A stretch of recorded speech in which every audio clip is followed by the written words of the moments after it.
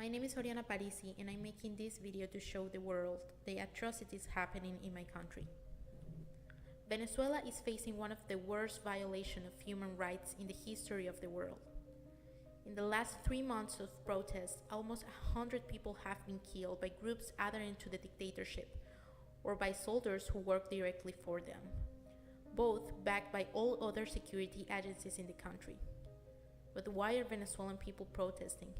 The 20 years the government has been in power has slowly becoming a dictatorship that has left Venezuelans hungry, with one of the worst health systems and one of the highest insecurity rates in the world.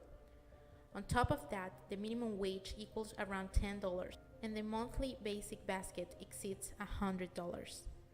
This is the worst inflation in the history of the country. Finding staple food has become an almost impossible task, let alone medicines. Last year, a recall referendum had to be held, a process in which the citizens decide if the period of the president continues in office or is removed prematurely. These elections were never held.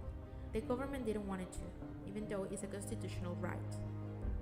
But why the government didn't want it to? It's not a secret that the government of Nicolás Maduro has no support. Celebrating this referendum would have been a checkmate for them, and this is something they will not allow. In addition to the humanitarian crisis that affects the country and the government blatantly denies, they have decided to create a constituent assembly and thus dissolve the constitution.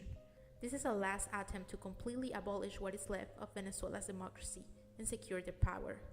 Leaving the power behind means facing international justice for thousands of crimes against humanity committed, as well as accusation of narco-traffic.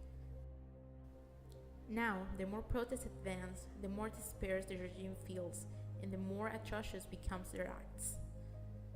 A month ago, a boy from the city where I was born was arrested by the police and raped with a tube.